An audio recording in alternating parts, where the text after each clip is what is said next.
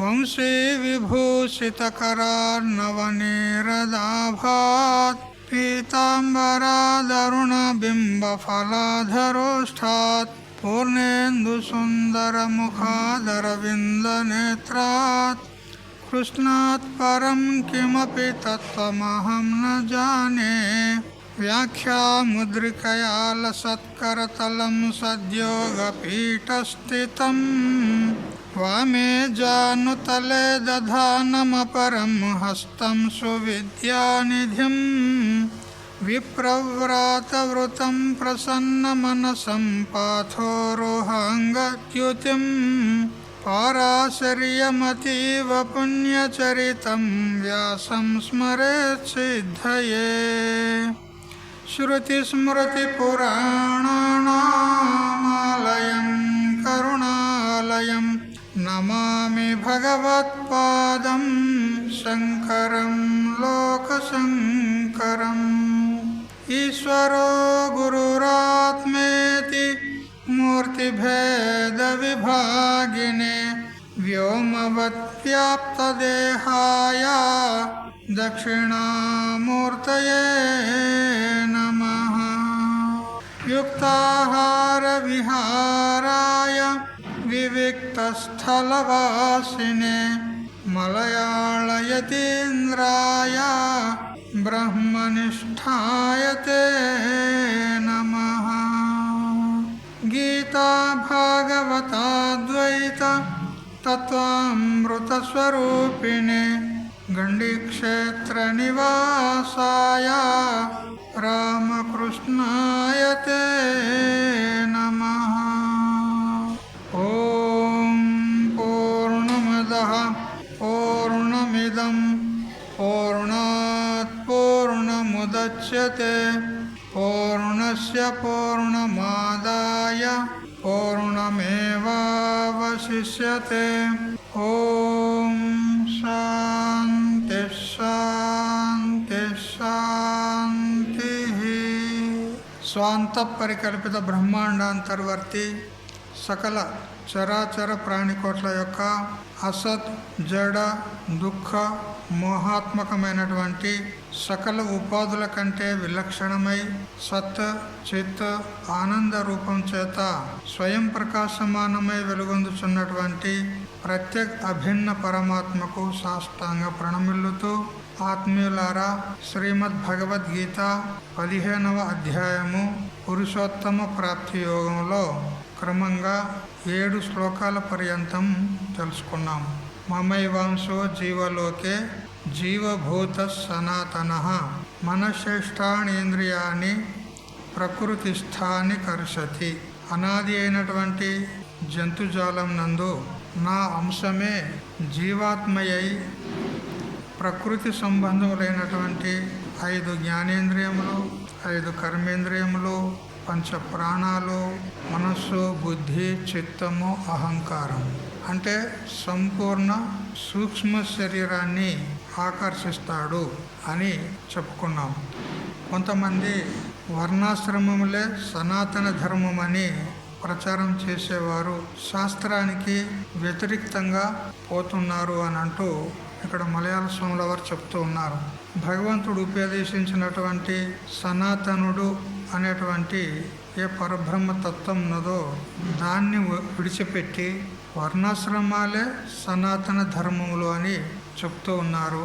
ఈ ధర్మాలు ఏవైతే ఉన్నాయో ఇవి జీవులు ఆయా దేశకాలాలకు అనుకూలంగా వాళ్ళు నియమించుకున్నటువంటి కొన్ని ఆచార విచారాలు. అవి కాలాంతరంలో మారవచ్చు. అవి సనాతనములు ఎలా అవుతాయి? సనాతనమైనటువంటి వస్తువు అయితే ఒకే ఒక వస్తువు ఉంది, అది పరబ్రహ్మ వస్తువు. దాన్ని వదిలి అనిత్యమైనటువంటి వర్ణాశ్రమ ధర్మాలను సనాతనములను చెప్పుట ఇది మన భారతదేశము ఇంతటి పతనావస్థకు దురవస్థకు చేరుకోవడానికి కారణమవుతుంది అన్నాడు. ఎందుకంటే ధర్మము అనేది ఏదైతే ఉందో అది ప్రతి దేశానికి, ప్రతి ఆచారానికి, ప్రతి వ్యక్తికి అది భిన్న భిన్నంగా ఉంటుంది. ఆ ధర్మమే సనాతనం కాదు, జీవులు ఏర్పరచుకున్నటువంటి ఒక నియమమే. అది పరిస్థితులను బట్టి, దేశకాలను బట్టి మారవచ్చు. అందువల్ల అది సనాతనమని అనిపించుకోదు. సనాతనమైనటువంటి వస్తువు ఒకటే ఒక వస్తువు, అది పరబ్రహ్మ వస్తువు అని ఈ విధంగా చెప్పి తర్వాతి శ్లోకాన్ని ప్రవృత్తం చేస్తున్నాడు. ఈ జీవాత్మ ఇంద్రియాల సహితంగా మనస్సును ఏ విధంగా ఆకర్షిస్తాడు అని తర్వాతి శ్లోకంలో చెప్పబడుతుంది. శరీరం యదవాప్నోతి యచ్చాపుత్క్రామతీశ్వర గృహీత్వైతాని సంయాతి వాయుర్గంధాని వాసయాత్. ఈ శ్లోకంలో ఈశ్వర అనే శబ్దం ఉంది. ఈశ్వరుడు అంటే మనము పరమాత్మ అని ఇక్కడ ఈ ప్రకరణాన్ని బట్టి అర్థం చేయకూడదు. ఈశ్వరుడు అంటే ఇక్కడ ఇంద్రియాలకు అధిపతి జీవుడు అని మనం తెలుసుకోవాలి. ఇతడు ఏదైనా ఒక శరీరాన్ని పొందినప్పుడు కానీ, అంటే ఇతని కర్మానుగుణంగా అనేక శరీరాలను పొందుతూ ఉంటాడు. ఒక శరీరాన్ని వదిలేసి మరొక శరీరాన్ని పొందుతూ ఉంటాడు. అప్పుడు కానీ లేదా శరీరం నుంచి నిష్క్రమించేటప్పుడు కానీ అతడు ఈ ఇంద్రియాలను, మనస్సును మరి ఉపలక్షణంగా సూక్ష్మ శరీరాన్ని తన వెంట తీసుకొని వెళ్తాడు అని చెప్పింది ఉన్నది. ఏ విధంగా అంటే పుష్పాదుల నుండి వాయు సుగంధాన్ని ఏ విధంగా తీసుకెళ్తుందో ఆ విధంగా ఈ జీవుడు తన సంస్కారాలను, సూక్ష్మ శరీరాన్ని అంతటిని కూడా తీసుకొని వేరే శరీరంలోకి వెళ్తాడు. అయితే వాయువు సుగంధాన్ని తీసుకెళ్తుంది అని అంటారు. ఇక్కడ కొందరు శాస్త్రకారులు అంటారు సుగంధము పుష్పంలో నిత్య సంబద్ధమై ఉంటుంది, దానితో విడిపడదు కదా, మరి సుగంధము తీసుకొని ఎలా వెళ్తుంది వాయువు అని అంటారు. దానికి సమాధానం వారే చెప్తారు. ఇతర శాస్త్రకారులు పుష్పంలో అనేకమైనటువంటి పుప్పొడి రేణువులు ఉంటాయి. ఆ రేణువులే గాలిలో ఎగిరిపోతూ ఉన్నప్పుడు ఏ జీవునికి ఆ సుగంధాన్ని ఆఘ్రాణించేటువంటి ప్రారంధం ఉందో వాని గ్రాణేంద్రియం దగ్గరికి చేరుస్తుంది వాయువు. అప్పుడు అతడు ఆ సుగంధాన్ని ఆఘ్రాణిస్తాడు అని చెప్పినందువల్ల ఇక్కడ సుగంధము అనే చోట ఆ పువ్వు యొక్క పరమాణువులను తీసుకొని వెళ్తుంది వాయువు అని ఇక్కడ గ్రహించాలి. ఏ విధంగా వాయువు సుగంధాన్ని ఒక దేశం నుంచి మరొక దేశానికి తీసుకెళ్తుందో అదేవిధంగా ఈ జీవుడు కూడా ఈ జన్మలో చేసుకున్నటువంటి పుణ్యపాప కర్మలు, మరి తన యొక్క సంస్కారాలు, మరి జ్ఞానేంద్రియాలు, కర్మేంద్రియాలు, అంతఃకరణ చతుష్టయము, మరి ప్రాణము అంటే మొత్తం సూక్ష్మ శరీరాన్ని తీసుకొని వేరే శరీరంలోకి ప్రవేశిస్తాడు. ఏ విధంగా అంటే బ్రహ్మసూత్రంలో ఒక దృష్టాంతం ఇచ్చాడు శంకరాచార్యుల వారు. ఒక జలుక అని ఒక పురుగు ఉంటుంది. ఆ పురుగు గడ్డి మీద తిరుగుతూ ఉంటుంది. అది గడ్డి మీద, ఆకుల మీద వెళ్తూ ఆ ఆకులను తినుకుంటూ ఒక ఆకు నుంచి మరొక ఆకుకు అది ప్రవేశిస్తుంది. ఏ విధంగా అంటే ఏ ఆకు మీదనైతే ఆ పురుగు ఉందో ఆ ఆకును తన యొక్క వెనుక కాళ్ళతోని గట్టిగా పట్టుకొని ముందు కాళ్ళతో వేరే ఆకును వెతుకుతూ ఉంటుంది. ఎప్పుడైతే ముందు వేరే ఆకు దొరికిందనుకోండి, అప్పుడు ఆ ఆకును గట్టిగా పట్టుకొని ఈ వెనుక ఉన్నటువంటి ఆకు పైన పెట్టినటువంటి కాళ్ళను వదిలేసి మళ్ళీ ముందు ఆకు మీద పెడుతుంది. అట్లా జీవుడు కూడా ఈ ఉన్న శరీరంలో ఉంటూ మరణావస్థలో, అంత్యావస్థలో అతనికి మనపటల ముందు కనపడుతుంది ఉత్తర జన్మ ఏది వస్తుంది. మనుష్య శరీరం వస్తుందా, పశు శరీరం వస్తుందా, పక్షి శరీరం వస్తుందా, దేవ శరీరం వస్తుందా, ఆ శరీరం అతనికి కనపడుతుంది. అప్పుడు ఆ శరీరాన్ని చూసుకొని ఈ శరీరాన్ని వదిలిపెట్టి ఆ శరీరంలో ప్రవేశం అవుతాడు. అయితే వేరే శరీరంలో పోయేటప్పుడు తన యొక్క సూక్ష్మ శరీరాన్ని, ఇంద్రియాలను, మనస్సును తీసుకొని ఆ మనసులో ఉన్నటువంటి అనేక సంస్కారాలు ఏవైతే ఉన్నాయో వాటిని కూడా కూడగట్టుకొని వేరే శరీరంలోకి పోతాడు. ఈ విధంగా జీవుడు ఇంద్రియాలను ఆకర్షించుకొని అంటే తన వెంట పెట్టుకొని శరీరాంతరాన్ని పొందుతూ ఉంటాడు అని చెప్పింది ఉన్నది. ఇక్కడ మనశ్శిష్టాని అని చెప్పడంలో మనస్సును ఇంద్రియముగా 6వ ఇంద్రియముగా చెప్పినట్లయింది. పంచ జ్ఞానేంద్రియాలు ఉంటాయి మనకు. చెవి, చర్మము, నేత్రము, మరియు నాలుక, మరియు ముక్కు. ఇవి జ్ఞానేంద్రియాలు అంటారు. అయితే ఇంద్రియాలంటే ఈ చెవి మొదలైనటువంటి కాదు, వీటిలో సూక్ష్మంగా ఇంద్రియం అంటూ ఉంటుంది. ఇవి కేవలం ఆ ఇంద్రియాలు ఉండడానికి స్థానాలు, గోళకాలు మాత్రం. ఆ సూక్ష్మమైనటువంటి ఇంద్రియాలు అవి మనకు కంటికి గోచరించవు, సూక్ష్మాతి సూక్ష్మం ఉంటాయి. వాటిని తీసుకొని మనసుతో సహా ఈ జీవుడు వేరే శరీరాన్ని గ్రహణ చేస్తాడు. అయితే ఇక్కడ మనసును ఒకదాన్నే చెప్పారు. అంతఃకరణము 4 ప్రకారాలుగా చెప్పబడింది కదా అని అంటే, ఒక్కోసారి సంక్షేపంగా చెప్పేటప్పుడు మనస్సు అనే చెప్తారు, విస్తారంగా చెప్పేటప్పుడు మనస్సు, బుద్ధి, చిత్తము, అహంకారము అని ఈ విధంగా చెప్తారు. అయితే ఆ మనస్సు మాత్రము చెప్పినంత మాత్రం చేత సంపూర్ణంగా అంతఃకరణ చతుష్టయాన్ని, పంచ జ్ఞానేంద్రియాలను, పంచ కర్మేంద్రియాలను, మరి పంచ ప్రాణాలను, అంటే సంపూర్ణంగా 17 తత్వాలతో కూడినటువంటి సూక్ష్మ శరీరాన్ని ఈ జీవుడు తీసుకొని వెళ్తాడు. అగరువత్తి మొదలైనటువంటి వాటిలో గల సుగంధ పరమాణువులు మన నేత్రానికి గోచరం కాకపోయినను వాయువులో కలిసి అవి నాసికారంధ్రం దగ్గరికి వస్తాయి. పుష్పంలో ఉన్నటువంటి సుగంధ రేణువులు ఏవైతే ఉన్నాయో అవి మనకు కంటికి కనపడవు, సూక్ష్మంగా ఉంటాయి.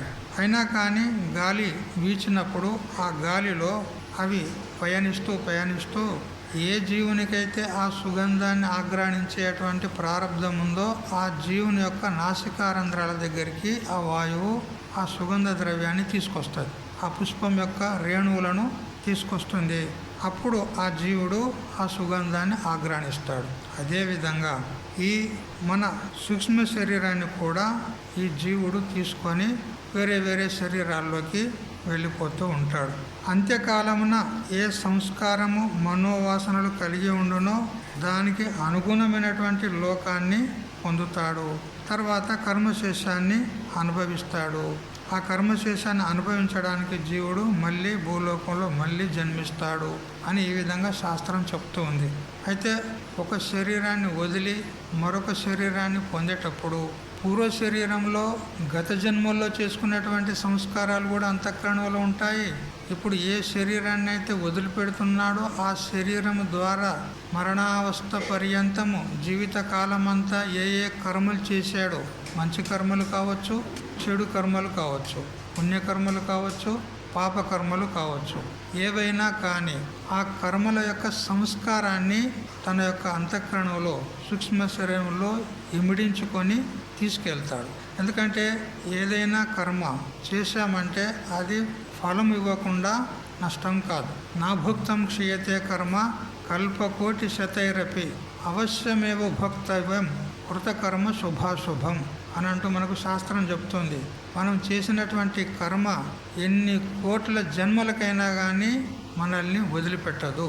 ఎక్కడున్నా కానీ వచ్చి ఆ కర్మ మనకు సుఖము లేదా దుఃఖాన్ని ఇచ్చిపోతుంది కదా. మన పేరు మీద వ్రాసి వేసినటువంటి లెటర్ ఏదైతే ఉందో పోస్ట్ బాక్స్లో వేస్తారు.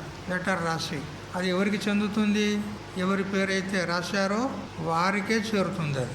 అదేవిధంగా ఎవరు ఏ కర్మ చేశారో ఆ కర్మను చేసినటువంటి కర్తకు అతడు ఏ జన్మలో ఉన్నా కానీ, అదే ఏ జన్మలో కర్మ చేశాడు, అతడు జన్మలు ఎత్తుకుంటూ పోతూ ఉన్నాడు.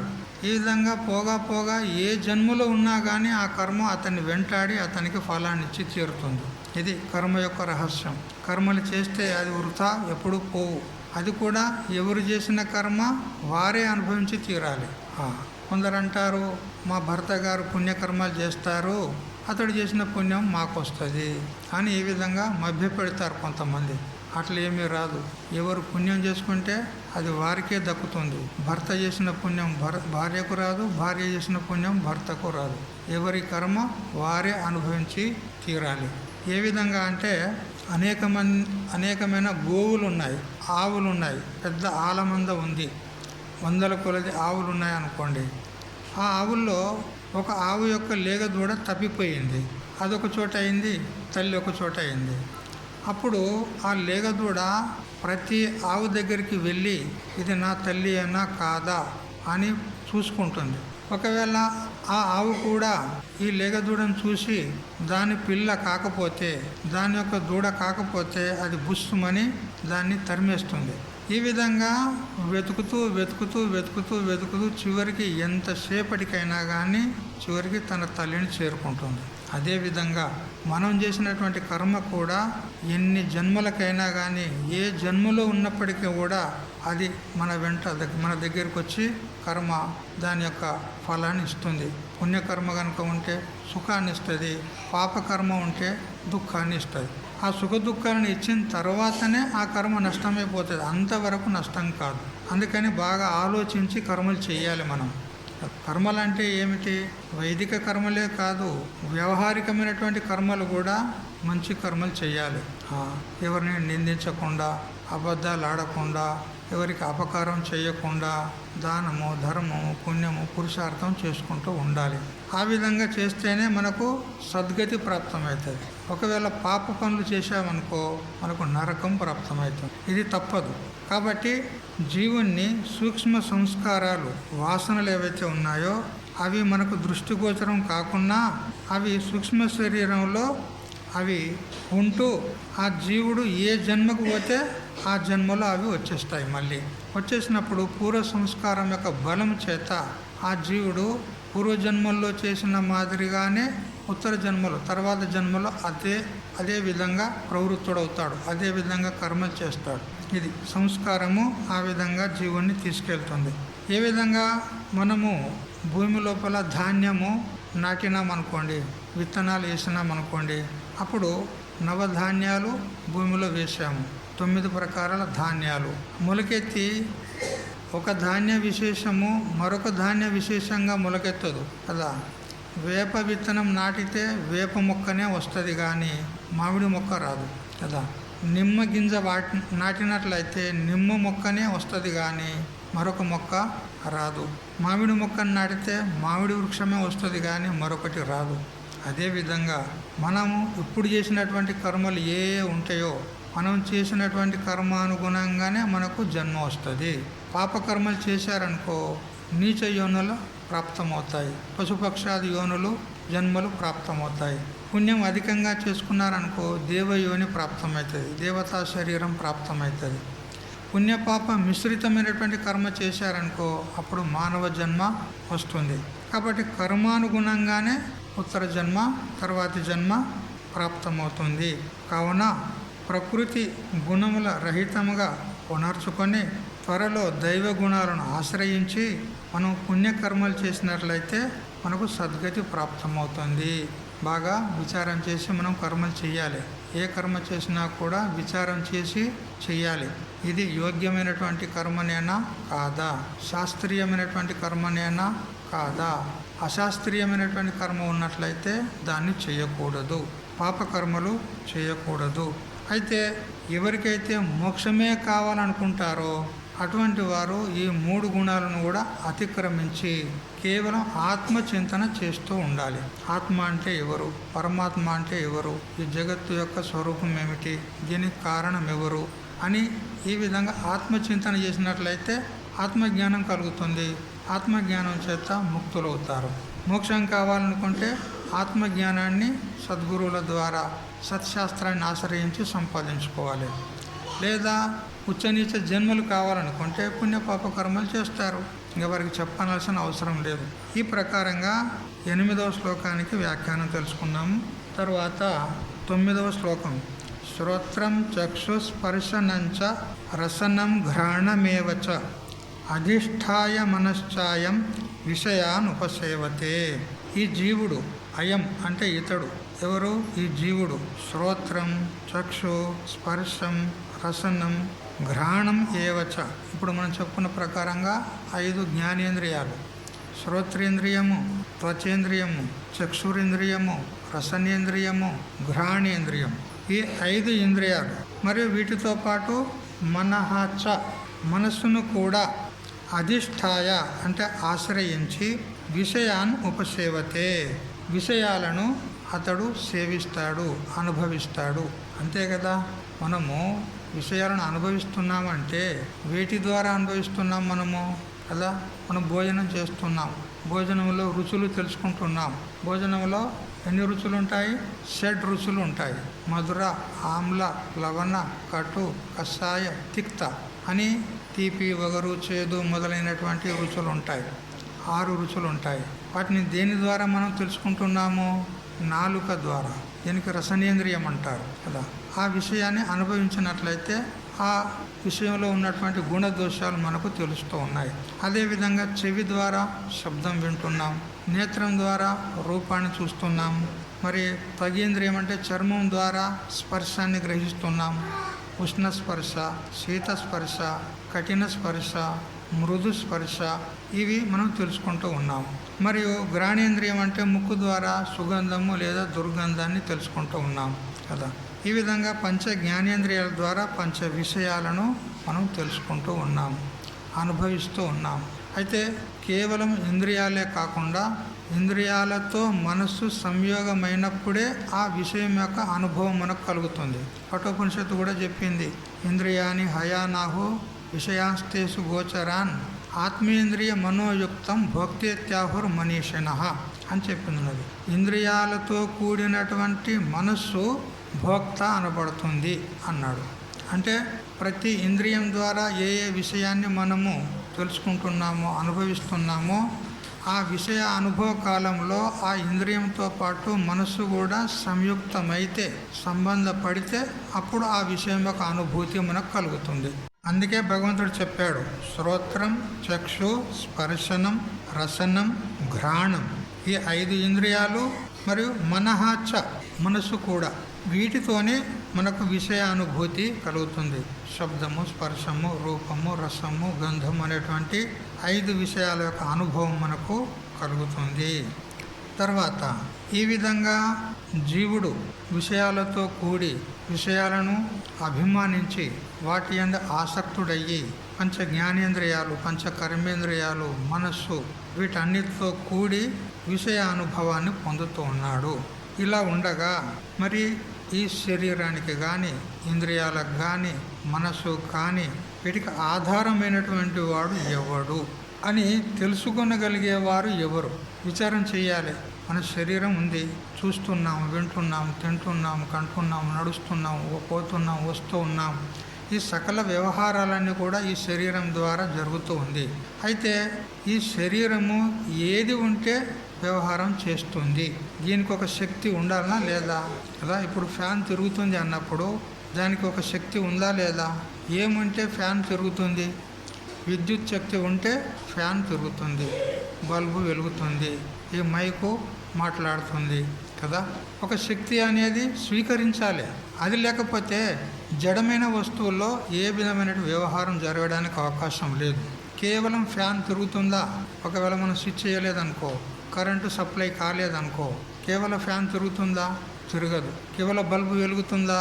వెలుగదు. దానికి ఒక శక్తి అటాచ్మెంట్ ఉండాలి. ఏమిటి అది? విద్యుత్తు. అదేవిధంగా మరి మన కన్ను చూస్తుంది, చెవి వింటుంది, నోరు మాట్లాడుతుంది, చేతులు పనిచేస్తున్నాయి, కాళ్ళు నడుస్తున్నాయి. మరి మనం తిన్న తర్వాత కూడా ఆ భోజనాన్ని పచనం చేస్తూ ఉన్నాడు ఎవడు కదా. కమ్మకమ్మటి ఇష్టం వచ్చినవి తింటూ ఉన్నాం. మరి తినగానే సరిపోయిందా? అవి జీర్ణం కావద్దు. అవి జీర్ణం అయినప్పుడే కదా మనకు ఆరోగ్యం సరిగ్గా ఉంటుంది. ఒకవేళ జీర్ణం కాలేదనుకో అజీర్ణ రోగం వచ్చేస్తుంది కదా. మరి ఎవరు ఈ శరీరంలో ఉండి దీన్ని నడిపించేటువంటి వాడు? ఈ శరీరం అనే యంత్రాన్ని నడిపించేవాడు ఎవడు? అది తెలుసుకోవాలా వద్దా? తెలుసుకోవాలని జిజ్ఞాస ఉందా లేదా మీకు? ఎవడు నడిపించేవాడు? అది చెప్తున్నాడు ఇక్కడ 10వ శ్లోకం ద్వారా. ఉత్క్రామంతం స్థితం వాపి భుంజానం వా గుణాన్వితం విమూఢా నాను పశ్యంతి పశ్యంతి జ్ఞానచక్షుషః అన్నాడు ఇక్కడ. ఉత్క్రామంతం అంటే ఈ శరీరం నుండి బయలుదేరేవాడు, వెళ్ళిపోయేవాడు. స్థితం వాపి ఈ దేహం నందు ఉండేవాడు.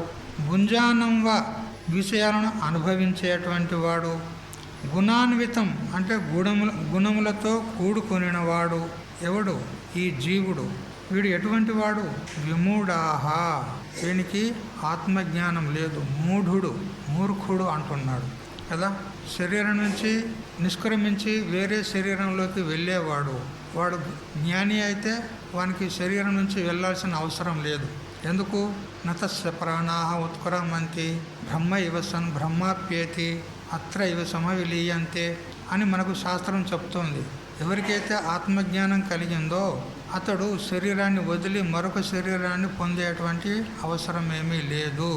అతని ఈ పంచభూతాత్మకమైనటువంటి శరీరము, ఈ ప్రాణాలు ఈ పంచభూతాల్లో కలిసిపోతాయి. చైతన్యమైనటువంటి తాను మాత్రము చేతన రూపుడుగా మిగిలి ఉంటాడు, పరమాత్మ స్వరూపుడుగా ఉంటాడు. బ్రహ్మ ఇవసన్ బ్రహ్మాప్యేతి. అతడు పూర్వం బ్రహ్మరూపుడుగా ఉండే ఇప్పుడు కూడా బ్రహ్మరూపుడుగా ఉండిపోతాడు. అంతే. ఏ విధంగా ఘటంలో ఉన్నటువంటి ఆకాశము, ఘటం పగిలిపోయిన తర్వాత అది ఎక్కడ పోతుంది?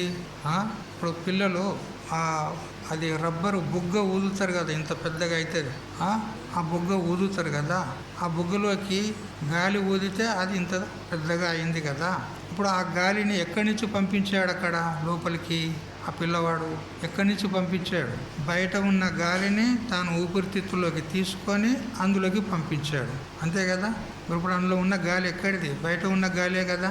ఇప్పుడు ఇంకొక పిల్లవాడు, ఇట్లాంటి కోతి పిల్లవాడు ఒకడు ఉంటాడు. వాడు ఒక పిన్నుతోని ఇట్లా అన్నాడు అనుకో, అప్పుడేమైతే టాప్ అంటారు. ఇప్పుడు ఆ గాలి ఎక్కడ పోయింది? మహావాయువులో కలిసిపోయింది. పూర్వం బయట ఉన్న మహావాయువుగానే ఉండే, ఇప్పుడు మళ్ళీ మహావాయువులో కలిసిపోయింది. అదేవిధంగా జ్ఞాని మహాత్ముడు కూడా శరీరం పడిపోయిన తర్వాత ఏ లోకలోకాంతరాలకో వేరే శరీరాలకో అతడు పోడు. ఇక్కడే అంతటా వ్యాపించి ఉన్నటువంటి పరమాత్మ స్వరూపుడుగానే అవశిష్టమై ఉంటాడు. అందువల్ల ఈ గమనం చేసేటువంటి వాడు ఎవరైతే ఉంటాడో, వేరే శరీరాన్ని ధారణ చేసుకునేవాడు ఎవడైతే ఉంటాడో వాడు అజ్ఞానియే, వానికి జ్ఞానం లేదు. మరి ఈ శరీరంలో ఉండేవాడు కూడా జీవుడు, వాడు అజ్ఞానియే. మరి భోగాలను అనుభవించేవాడెవడు? వాడు జీవుడే, వాడు అజ్ఞానియే. ఎందుకనంటే ఆత్మజ్ఞానికి భోగశక్తియే ఉండదు, భోగాలను అనుభవించాలనే కోరికనే ఉండదు. మరి భోగాలను అనుభవిస్తున్నాడంటే కోరిక లేకుండా అనుభవిస్తున్నాడా? కోరిక ఉంది. కోరిక ఉంది అంటే వాడు ఆత్మజ్ఞాని కాదు, వాడు అజ్ఞాని. మరి 3 గుణాలతో కలిసి వాడు వ్యవహారం చేస్తున్నాడు. సత్వగుణం, రజోగుణం, తమో గుణం, 3 గుణాలతో కలిసి వ్యవహారం చేస్తూ ఉన్నాడు. ఇప్పుడు మనం సత్సంగం చేస్తున్న కాలంలో ఏ గుణం ప్రధానంగా ఉంది అంటే సత్వగుణం ప్రధానంగా ఉంది. మరి ఏదైనా పని చేసేటప్పుడు అప్పుడు ఏ గుణం ప్రధానంగా ఉంటుంది? రజోగుణం ప్రధానంగా ఉంటుంది. అందుకు రజకర్మణి భారత అని చెప్పిన ప్రకారంగా. మరియు పనులన్నీ కూడా తీర్చుకొని భోజనం చేసి పడుకున్నాం అనుకో, అప్పుడు ఏ గుణం వస్తుంది? తమో గుణం వస్తుంది, నిద్ర వస్తుంది, లేదా లేజినెస్ సోమరితనం వస్తుంది తమో గుణం ఉన్నప్పుడు. చూడు, 3 గుణాల్లో మనం ప్రతిరోజు తిరుగుతూ ఉన్నాం. మరి ఈ 3 గుణాలను అనుసరించి తిరిగేవాడు జ్ఞానియా అజ్ఞానియా? అజ్ఞానియే. అదే చెప్పినాడు ఇక్కడ. ఈ దేహం నుండి నిష్క్రమించేవాడు అజ్ఞాని, ఈ దేహంలో ఉన్నవాడు అజ్ఞాని, విషయాలను అనుభవించేవాడు అజ్ఞాని, ఈ 3 గుణాలతో సంబంధపడి వ్యవహరిస్తున్నటువంటి వాడు అజ్ఞానియే. ఈ నలుగురికి కూడా ఆత్మ తెలియబడదు. ఎందుకు? మనకి ఆత్మజ్ఞానమే లేదు. మరి ఎవరు తెలుసుకుంటారు? ఈ శరీరంలో ఉండి శరీరాన్ని నడిపించేటువంటి వాడు ఎవడు అని ఎవరు తెలుసుకుంటారు అంటే జ్ఞానచక్షుషః అన్నాడు శ్లోకంలో. జ్ఞానం అనేటువంటి నేత్రం కలిగినటువంటి వానికే ఆ ఆత్మ తెలియబడుతుంది. జ్ఞానం అనే నేత్రం అదొకటి ఉంటుందా స్వామీజీ? మనకు 2 నేత్రాలు ఉన్నాయి కదా. జ్ఞానం అనే నేత్రం 3ఒకటి ఉంటుందా? ఉంటుంది. జ్ఞాన నేత్రం అనేది ఒకటి ఉంటుంది. ఏ విధంగా ఆ శివునికి 3 నేత్రాలు ఉన్నాయా లేదా? త్రినేత్రుడు అంటామా లేదా? అతనికి 2 నేత్రాలు పోగా ఇంకొకటి అధికంగా ఉంది. ఏది? అది నుదుట ఉంటుంది.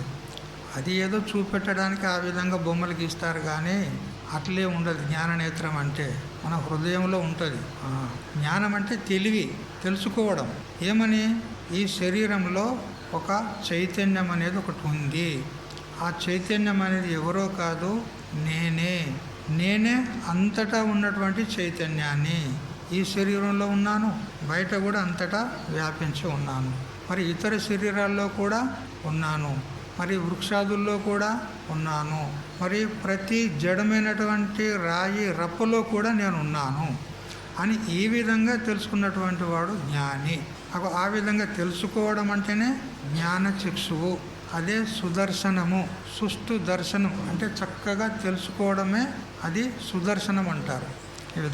ఈ విధంగా ఎవరైతే ఆత్మజ్ఞానాన్ని పొందుతారో అటువంటి వాడే ఈ దేహంలో ఉన్నటువంటి ఏ చైతన్యం ఉన్నదో, ఆత్మ చైతన్యం, బ్రహ్మ చైతన్యం ఉన్నదో దాన్ని తెలుసుకుంటాడు. అతడు జ్ఞాని, అతడు ముక్తుడవుతాడు.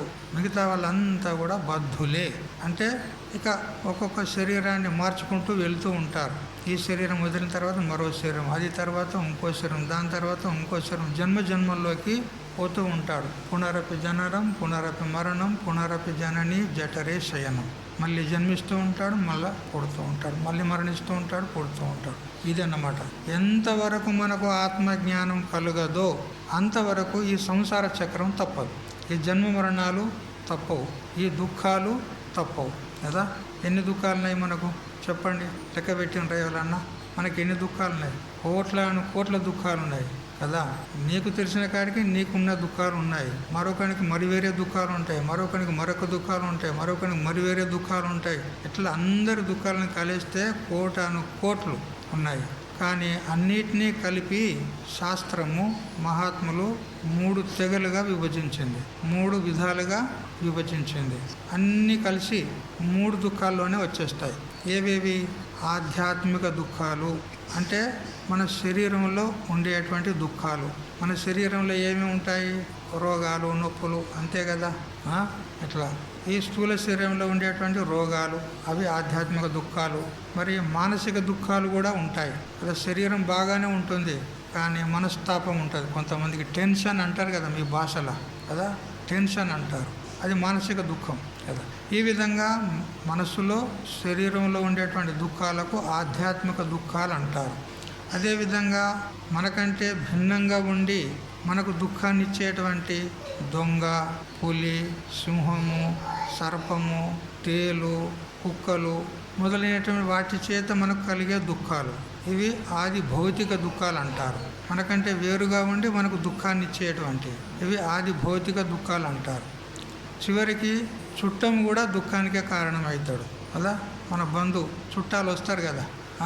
చుట్టాలు వస్తే 3 రోజులు ఉంటే ముద్దు చుట్టాం, 3 రోజులు దాటితే మురికి చుట్టాం, అంతే కదా. 3 రోజులు దాటిందనుకో ఇక మనకు టెన్షన్ చాలా అవుతుంది. ఎందుకంటే మనం ఇంట్లో ఏదో ఉన్నదో లేదో గంజి, అంబలి ఏదో తాగి మనం కుటుంబాన్ని నడుపుకుంటాం. ఇప్పుడు చుట్టమన్నప్పుడు వానికి ఏదో విశేషం చేసి పెట్టాలి కదా, అంతే కదా. లేకపోతే ఏదో ఇంత పులుసు అది ఇది వస్తే ఏమంటాడు వాడు? ఏం మర్యాద లేదు వీళ్ళకి, ఏం తెలియదు, నాకేం చూసినారు వీళ్ళు, నాకు ఏం మర్యాద ఇచ్చినారు అంటాడు. వాడు అంటాడేమని భయానికి మనం మంచిగా చేసి పెట్టాలి. మంచి చేసి పెట్టాలంటే ఇంట్లో లేదు, మరి ఏం చేయాలి? అప్పులు చేసి బంధువుకు పెట్టాలి, చుట్టానికి పెట్టాలి. ఇప్పుడు దుఃఖమా సుఖమా చెప్పండి?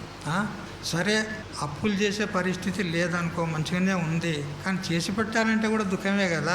అమ్మగారులకు కమ్మకమ్మటి చేసి పెట్టాలి. వానికి లేవగానే బెడ్ కాఫీ, ఆ తర్వాత టీ, ఆ తర్వాత నాస్తా, ఆ తర్వాత భోజనం, ఆ తర్వాత మళ్ళీ 4 గంటలకు మళ్ళీ అల్పాహారం, బిస్కెట్లు, ఛాయ్ వగైరా ఇవ్వాలి. ఆ తర్వాత మళ్ళీ రాత్రికి మళ్ళీ భోజనం కదా. ఇంకా వేరే అలవాట్లు ఉన్నవాడైతే వానికి తెచ్చిపెట్టాలి కదా. ఇది అయ్యగారుల పని, అమ్మగారుల పని కాదు కదా. ఇవన్నీ ఉంటాయి కదా. ఇప్పుడు దుఃఖమా సుఖమా చెప్పండి? దుఃఖమే. అందుకని చుట్టాన్ని కూడా దుఃఖంలోనే గణన చేసినారు. కాబట్టి ఇవన్నీ ఏం దుఃఖాలు అంటే ఆది భౌతిక దుఃఖాలు అంటారు. అంటే ఇతర భూతాల ద్వారా, ఇతర ప్రాణుల ద్వారా కలిగేటువంటి దుఃఖాలకు ఆది భౌతిక దుఃఖాలు అంటారు. ఇక దైవ ప్రకోపం వల్ల కలిగేటువంటి దుఃఖాలకు ఆది దైవిక దుఃఖాలు అంటారు కదా. ఇప్పుడు అతివృష్టి, ఇప్పుడు వర్షాలు బాగా కురుస్తున్నాయి, ఊర్లు కొట్టుకుపోతున్నాయి, ఎంతోమంది వరదల పాలయ్యి చనిపోయే వాళ్ళు కూడా ఉన్నారు కదా. పంటలు నాశనమైపోతున్నాయి, బిల్డింగ్ల సహితం వరదల్లో లేచిపోతున్నాయి కదా. ఇప్పుడు ఈ అతివృష్టి దుఃఖానికి కారణమైందా లేదా? ఒక్కోసారి కొన్ని సంవత్సరాల దగ్గర వర్షాలే పడవు, దానికి ఏమంటారు? అనావృష్టి, కరువు కాటకాలు అంటారు కదా, అది కూడా దుఃఖమే. మరి ఒక్కోసారి భూకంపాలు వస్తాయి. భూకంపాలు వచ్చినప్పుడు ఒక్కోసారి భూమి చీల్చబడి, భూమి పగిలి కొన్ని ఊర్లే అందులో అలా కప్పుకుపోతాయి. మహారాష్ట్రలో ఒకప్పుడు జరిగినటువంటి భూకంపంలో కిల్లారి అనేటువంటి ఒక ఊరుండే, మాకు దగ్గరలో ఉంటుంది, ఉస్మానాబాద్ దగ్గర. కిల్లారి అని ఒక ఊరు.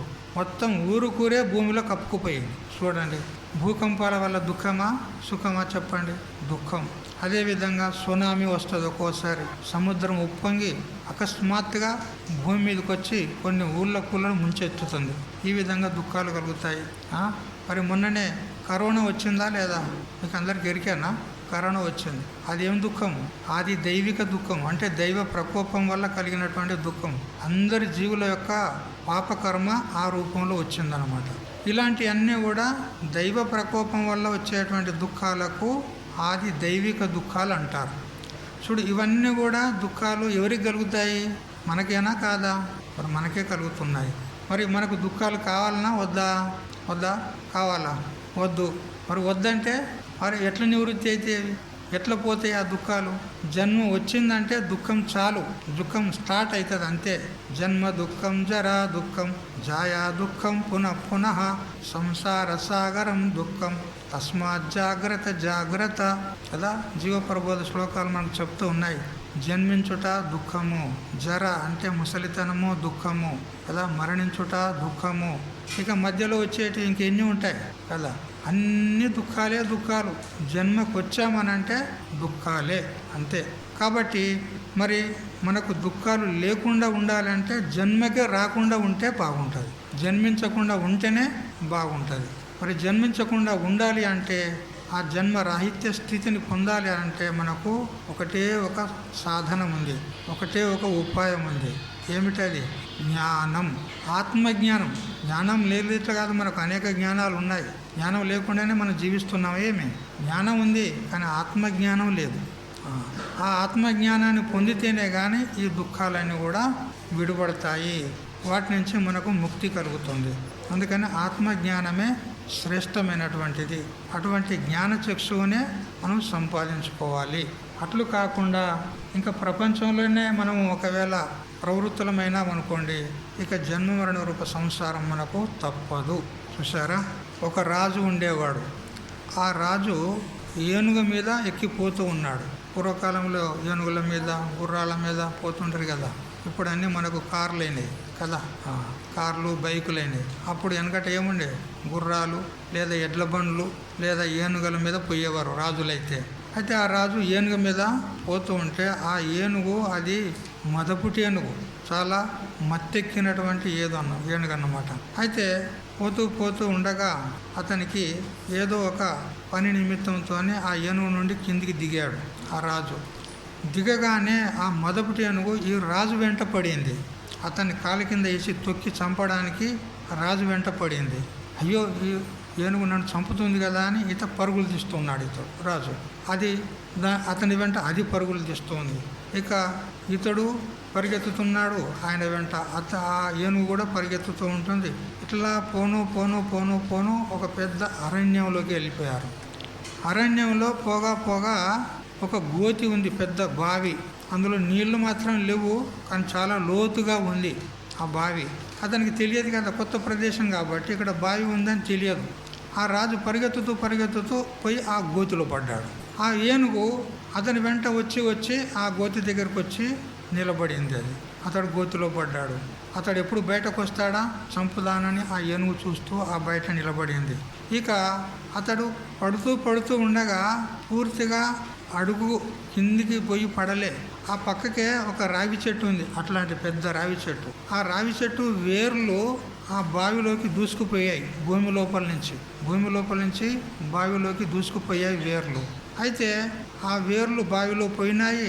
ఆ వేర్లకు కూడా చిగుళ్ళు వచ్చాయి. చిగుళ్ళు వచ్చి బావిలో కూడా ఆ రాగి చెట్టు అంత పెద్దగా అయిందన్నమాట. ఇతడు పడుతూ ఆ వేర్లలో పడ్డాడు. ఆ రాగి చెట్టు యొక్క వేర్లలో పడ్డాడు. పడితే అతని 2 కాళ్ళు ఆ వేర్లకు తగిలినాయి. ఏ విధంగా? ఇప్పుడు ఒక మనం ఇట్లా వేస్తాం కదా, ఏమంటారు దానికి? గొల్లెమంటారా, కొండి అంటారా, ఏమంటారు?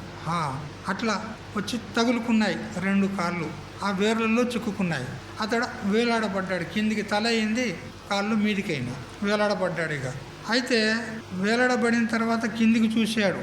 అమ్మో, ఆ కింద ఏమున్నాయి? అడుక్కు పెద్ద నాగసర్పం, కాలసర్పం ఉంది. మరి అనేకమైన వెంట్రికాయలు ఉంటాయి కదా, కొన్ని ఇట్లా కొండ్లు పెట్టుకొని ఉంటాయి. వాటి ఏమంటారు మీ ఇక్కడ మాకు భాష తెలియదు. ఆ వెంట్రికాయలు ఇట్లా కొండ్లు ఉంటాయి దానికి. రెండు చేతులు బట్టి ఇట్లా పట్టిందంటే మనకు గాయమే పడుతుంది, అట్లా పడుతుంది గట్టిగా. అవి ఉన్నాయి. మరి కప్పలు ఉన్నాయి, పాములు ఉన్నాయి, ఇంకా అనేకమైనటువంటి చీడ పురుగులు ఉన్నాయి. అవన్నీ చూసేసరికి వానికి భయం వేసింది. అమ్మ, ఇప్పుడు నేను కింద పడిందే నయమైంది, కింద పడితేనంటే ఆ సర్పం కాటేస్తేనే చచ్చిపోయేవాడిని అనుకున్నాడు. కిందికి చూస్తే ఆ పరిస్థితి ఉంది, పైన చూస్తే ఏనుగుంది కదా. ఇక ఆ చెట్టు వేళ్ళ యొక్క మొదలు వైపు అక్కడ చూశాడు. అటు చూస్తే 2 ఎలుకలు ఆ వేర్లను కత్తిరిస్తూ ఉన్నాయి. 2 ఎలుకలు, ఒకటి తెల్ల ఎలుక, ఒకటి నల్ల ఎలుక, ఆ వేర్లను కత్తిరిస్తూ ఉన్నాయి. చూసారా? ఇప్పుడు ఆయన పరిస్థితి ఎట్లా ఉందో చూడండి. మహాభయానక పరిస్థితి ఉందా లేదా? పైకి పోనికి రాదు. ఒకవేళ ప్రయత్నం చేసి పోయినా కానీ ఆ ఏనుగు చంపుతుంది. కింద పడితేమా పాము కాటేసి చంపుతుంది. చూసారా? ఇక్కడనే ఉంటినా అంటే ఈ వేర్లను కట్ చేస్తున్నాయి. ఇవి ఎప్పుడు కట్ చేసేది తెలియదు, ఎప్పుడు కింద పడేది తెలియదు. ఇక అతడు పడడంతో ఆ వేర్లు కదిలినాయి కాబట్టి ఆ వేర్లకే మూల్చినటువంటి ఆ రాగి చెట్టు కొమ్మలు ఏవైతే ఉన్నాయో ఆ కొమ్మలకు తేనె తెట్టె పెట్టింది ఉన్నది. తేనె తెట్టె కదా, పెద్ద తేనె ఈగలు ఉంటాయి కదా, ఆ తేనె తెట్టె పెట్టినాయి. అది కదిలింది, ఆ తేనె తెట్టె కదిలింది. కదిలేసరికి ఆ ఈగలు ఒక్కసారి బుయ్యి అని లేచి వాడిని ఒకవైపు కుడుతూ ఉన్నాయి కదా, ఒకవైపు కుడుతూ ఉన్నాయి.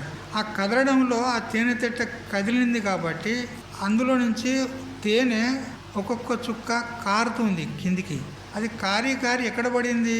చక్కగా వాని నోట్లో పడుతుంది. అది ఆ తేనె చుక్క 5 నిమిషాలకు ఒకసారి ఒక్క చుక్క పడుతూ ఉంది, చక్కగా వాని నోట్లో పడుతుంది. అయితే చూడు వాడు పరిస్థితి. ఆ నోట్లో పడినటువంటి తేనెను చప్పరించుకుంటూ వాడు ఏ దుఃఖంలో ఉన్నాడో అది మర్చిపోయాడు. వాడు ఎంత భయానకమైన పరిస్థితిలో ఉన్నాడు అది మర్చిపోయాడు. ఒకవైపు ఈగలు కుడుతూ ఉన్నాయి, ఒకవైపు ఆ ఎలుకలు కట్ చేస్తున్నాయి వేర్లను, పైన ఏనుగుంది, కింద సర్పం ఉంది. ఇంత భయానక పరిస్థితుల్లో ఉండి ఎప్పుడో ఒకసారి పడేటువంటి తేనె చుక్క కోసం వాడు ఎదురు చూస్తూ ఆ తేనె చుక్క నోట్లో పడగానే దాన్ని సపరిస్తూ ఆనందిస్తున్నాడు. ఇదంతా ఎవల కథ? ఎవల కథ ఇది? మన కథనే, ఎవరి కథో కాదు ఇది. చూసారా? దినము రాత్రి, పగలు రాత్రి, పగలు తెల్ల ఎలుక, రాత్రి నల్ల ఎలుక కదా. క్రమేణా మన ఆయుష్ను కట్ చేస్తున్నాయా లేదా? ఒక్కొక్క క్షణము, ఒక్కొక్క నిమిషము, ఒక్కొక్క గంట, ఒక్కొక్క దినము పోతుందా లేదా కాలగర్భంలో? కట్ అవుతుందా లేదా? మన ఆయుష్ కట్ చేస్తుంది. అది ఎప్పుడైపోతుందో తెలియదు. ఇక కింద కాలసర్పం, కాలుడు ఉన్నాడు అక్కడ, యముడు తయారుగా ఉన్నాడు. నువ్వు ఎప్పుడు వస్తావా, నేను పట్టుకుంటాను. చూసారా? ఇక పైన ఏనుగు మన కర్మ, అది చూసుకుంటూ ఎదురు చూస్తూ ఉంది. నువ్వు పైకి రా, నేను పట్టుకొని పీడిస్తాను కర్మ చూస్తుంది. ఇక ఈ తేనెటీగలు వీళ్ళు ఎవరు చెప్పాలన్నా? మన బంధువులు, మన మిత్రులు వీళ్ళన్నమాట. వీళ్ళు మనల్ని పీడిస్తారు. మన కొడుకులే బిడ్డలే, వీళ్ళే తేనెటీగలు. ఒకవైపు పుడుతూనే ఉన్నాయి. అవునారా? అంతే కదా. ఎప్పటికీ నాకు ఫీజు కావాలి, ఫీజుకు పైసలు లే, నాకు పుస్తకాలు కావాలి, పుస్తకాలకు పైసలు లే, నాకు డ్రెస్సు లేదు, నాకు డ్రెస్సుకు పైసలు ఇయ్యి. పుడుతున్నారా లేదా తల్లిదండ్రులను? వీళ్ళే అన్నమాట తేనెటీగలు. మరి బంధువులు, మన దగ్గర డబ్బు ఎక్కువ ఉందనుకో, బంధువులు వస్తారు, నాకు 10,000 ఇయ్యి, నాకు ఒక 50,000 ఇయ్యి, నేను మళ్ళీ తిరిగిస్తాను అని పీడిస్తూ ఉంటారు. తీసుకుపోతారు, మళ్ళీ తెచ్చియ్యరు సమయానికి. మనకు అక్కర పడ్డప్పుడు మళ్ళీ తెచ్చియ్యరు వాళ్ళు. చూడు, ఇవ్వకపోతే ఒక బాధ, ఇస్తే ఒక బాధ. చూసారా? వీళ్ళే అనమాట బంధువులు, చుట్టాలు, పక్కాలు, మన పిల్లలు, వీళ్ళే అంతా మన తేనెటీగలు పట్టి పీడిస్తూ ఉన్నారు, పుడుతూ ఉన్నారు కదా. ఇన్ని ఆపత్తుల్లో ఉండి కూడా మనం ఈ దుఃఖాలను లెక్క పెట్టడంలే. దుఃఖం అనిపిస్తుందా ఈ సంసారం కదా? దుఃఖం అనిపిస్తుందా ఎవరికన్నా? దుఃఖం అనిపిస్తే ఇట్లా ఉండరు మీరు కదా.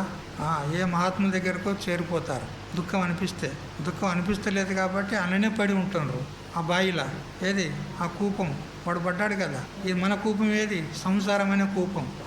సంసారణ బావిలో పడి ఇన్ని దుఃఖాలను అనుభవిస్తూ ఉండి కూడా మనకు అవి దుఃఖాలు అనిపించడం లేదే.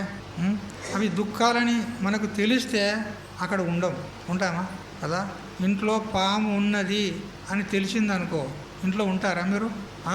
వచ్చి బయట ఉంటారు కదా. బయట ఉండి ఆ పాములో పట్టేవాడిని పిలిపించి ఆ పామును పట్టి బయట వేసే దగ్గర అడుగు లోపల పెట్టరు. అమ్మో నేను పోను, పాము ఉన్నది. ఎందుకు? దుఃఖం కదా.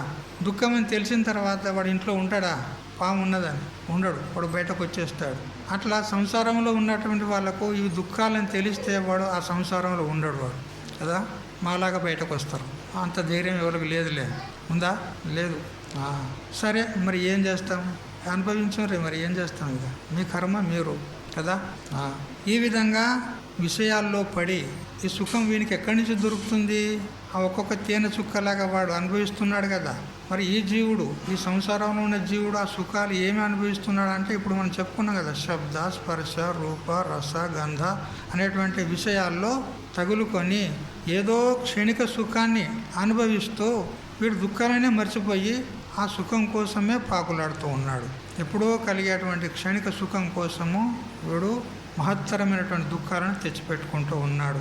కాబట్టి ఇటువంటి మహత్తరమైనటువంటి దుఃఖం నుంచి మనం వివేకం చేసి విచారం చేసి ఈ సంసారం దుఃఖభూయిష్టం ఉన్నది అని తెలుసుకొని ఆ దుఃఖాల నుంచి బయటపడాలి. దానికోసమే మన శరీరం వచ్చింది. సంసారం చేయడానికి రాలే. సంసారం చేయడానికి వేరే శరీరాలు ఉన్నాయి కదా, ఇంకా వేరే పశుపక్షాది శరీరాలు ఉన్నాయి, ఇంకెన్నో ఉన్నాయి. అవి కూడా మనలాగానే తింటున్నాయి, పంటున్నాయి, కంటున్నాయి, అన్ని పనులు చేస్తున్నాయి. మనకంటే తక్కువ ఏం లేవు. అవి ఉన్నాయా?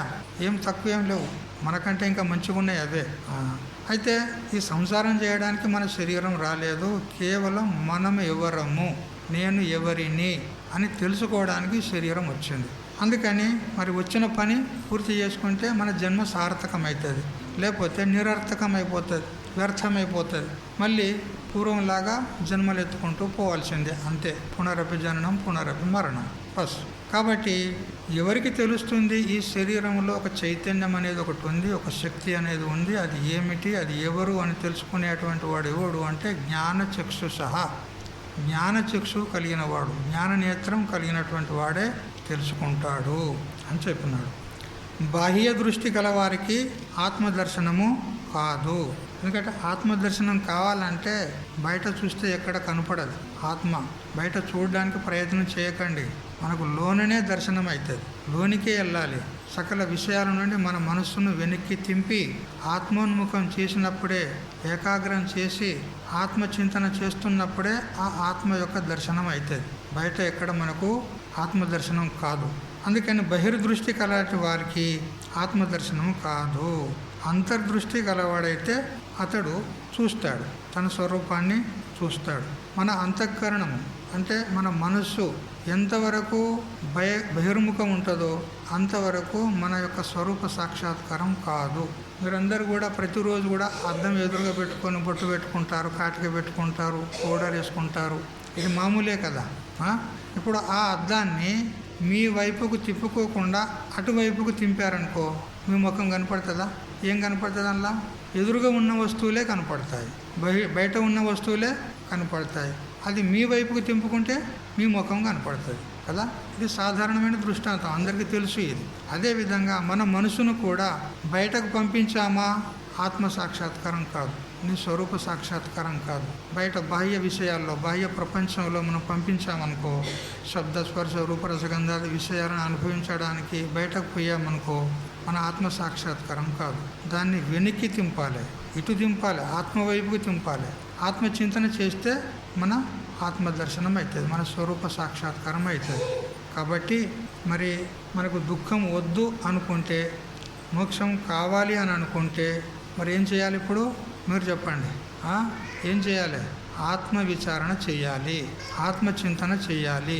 అయితే ఇంట్లో కూర్చుంటే కాదు. అది ఇంట్లో మనం కూర్చున్నామనుకో మనకు ఆత్మజ్ఞానం ఎట్లా కలుగుతుంది? స్వతంత్రంగా మనకు తెలియబడదు. మరి దాన్ని కేవలం గురువుల ద్వారానే తెలుసుకోవాలి కదా.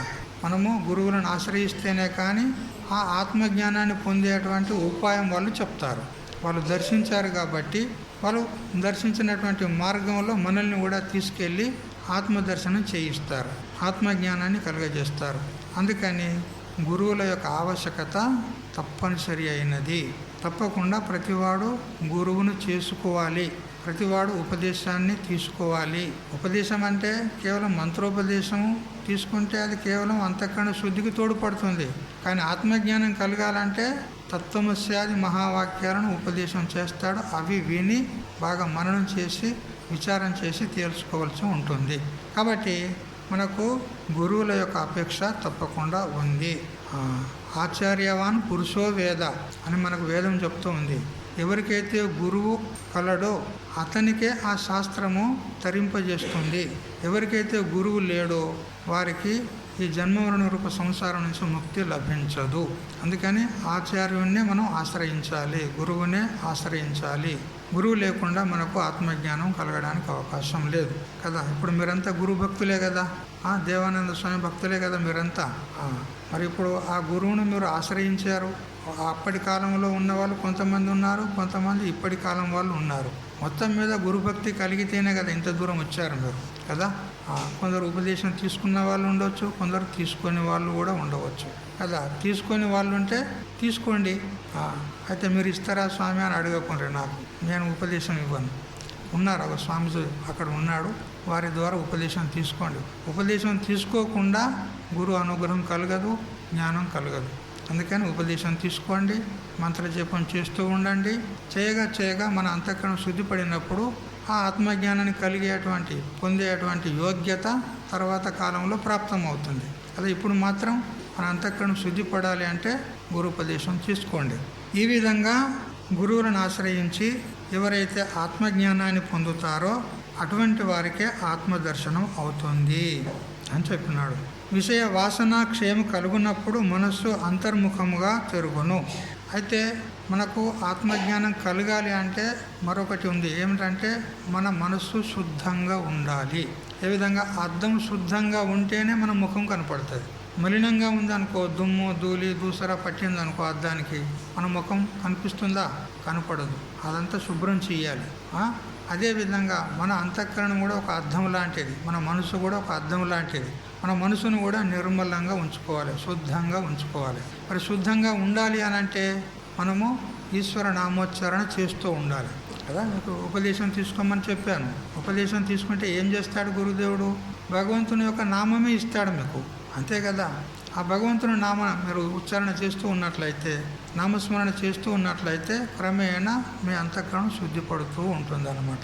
ఎట్లా మీరు ఎంత అధికంగా మీరు జపం చేస్తూ ఉంటే అంత తొందరగా అంతఃకరణం శుద్ధిపడుతుంది.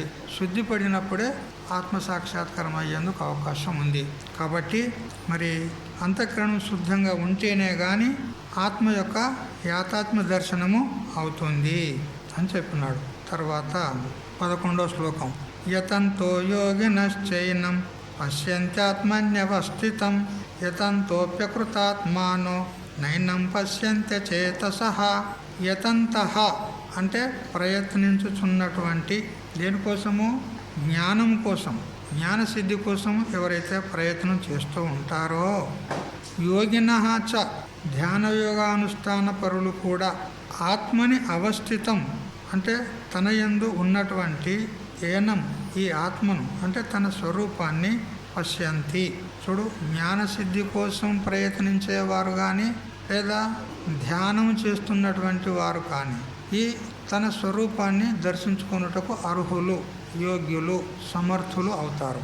అకృతాత్మానః ఎవరికైతే అంతఃకరణము శుద్ధిపడలేదో, అంతఃకరణం మలినంగా ఉందో, అశుద్ధాంతఃకరణం కలిగిన వారు ఉన్నారో, అచేతసః అంటే అంతఃకరణ శుద్ధి లేని వారు, యతంతః అపి వాళ్ళు ఆత్మజ్ఞానాన్ని పొంది నేను ముక్తుని కావాలని ప్రయత్నం చేస్తున్నప్పటికీ కూడా వాని అంతఃకరణం శుద్ధి లేకపోతే, మనసు శుద్ధి లేకపోతే వాడు ఎంత ప్రయత్నించినా ఆత్మజ్ఞానం కలగదు, ఆత్మదర్శనం కాదు. అందుకని మొట్టమొదటి అంతఃకరణం శుద్ధి కలగజేసుకోవాలి. అది మొదటి స్టెప్ అన్నమాట.